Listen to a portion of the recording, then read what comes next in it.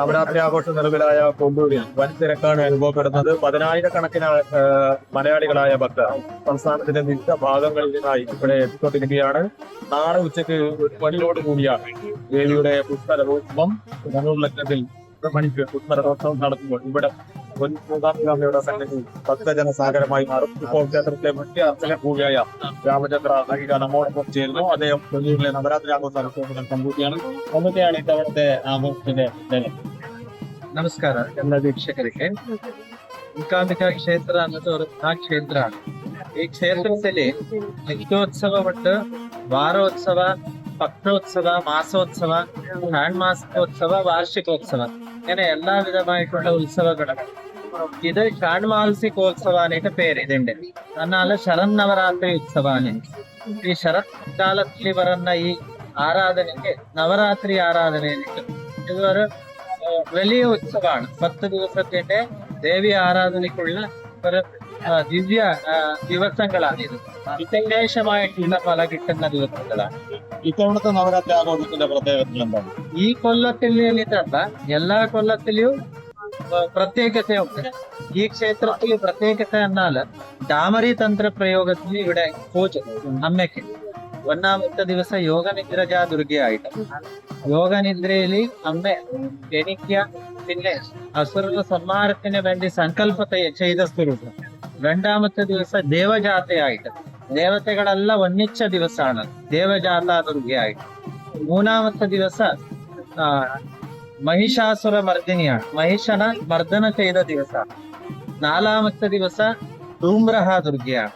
പിന്നെ ചണ്ഡമുണ്ഡ ദുർഗ, രക്തബീജ ദുർഗ, നിശുംഭ ദുർഗ, ശുംഭ ദുർഗ.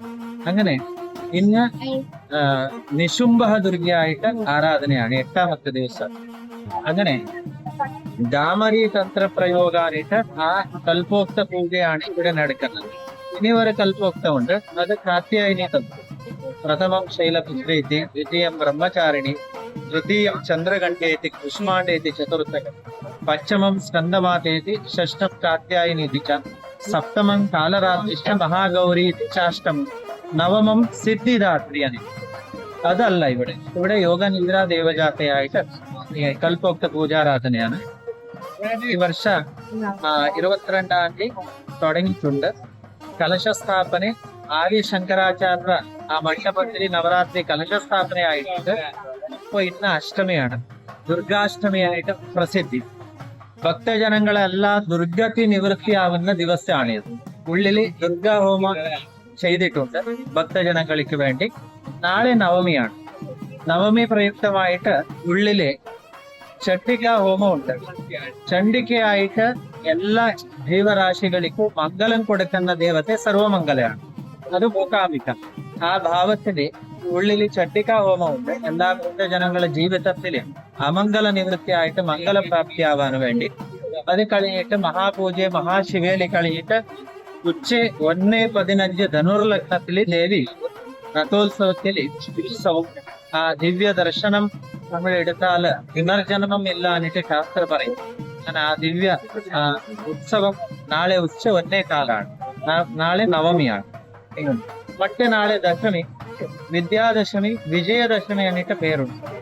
വിജയം എല്ലാ അസുരരെ സമ്മാനിച്ചിട്ട് വിജയോത്സവം ദേവി ചെയ്ത ദിവസമാണ് വിജയദശമി. വൈകുന്നേരം 5:30 മണിക്ക് വിജയോത്സവ യാത്രയുണ്ട്. അമ്മേ വിജയോത്സവ യാത്രയുണ്ട്. രാവിലെ ഈ പുതു അരി നൈവേദ്യം ചെയ്ത് പായസം നവാന്ന പ്രാശനാക്കിയിട്ട് അമ്മയ്ക്ക് നൈവേദ്യം, വിശേഷ നൈവേദ്യമുണ്ട്. വിദ്യാരംഭം വിശേഷമാണ് മറ്റന്നാളെ ദശമിക്ക്.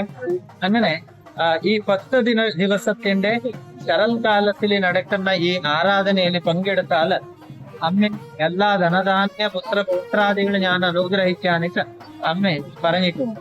സപ്തശതി ചണ്ഡിക മന്ത്രത്തിൽ വരും ആ മന്ത്രം. അങ്ങനത്തെ പവിത്രമായിട്ടുള്ള ദിവസങ്ങളാണ് ഈ നവരാത്രി പണ്ട്. തീർച്ചയായിട്ടും കൊല്ലൂർ മൂകാംബിക ക്ഷേത്ര സന്നിധിയിൽ നടന്നിരുന്ന നവരാത്രി ദിവസങ്ങളിലെ ദേവിയുടെ വിവിധ ഭാവങ്ങൾ, അതിനെക്കുറിച്ചൊക്കെയാണ് ഇപ്പോൾ ക്ഷേത്രത്തിലെ മുഖ്യ അർച്ചകൻ കൂടിയായ രാമചന്ദ്ര നഹിക നമ്മോട് സ്വീകരിച്ചിരിക്കുന്നത്. വാഗീശ്വരിയായ അമ്മയുടെ സന്നിധി നാളെ ഉച്ചയ്ക്ക് 1 മണിക്ക് നടക്കുന്ന പുഷ്പരഥോത്സവത്തിൽ 10,000-ങ്ങളാൽ നിറഞ്ഞു ക്ഷേത്ര തിരുസന്നിധി ഭക്തജനമായി മാറും. പൊന്നു മൂകാംബികയിൽ നിന്നും അനൂപ് നീലേശ്വരം.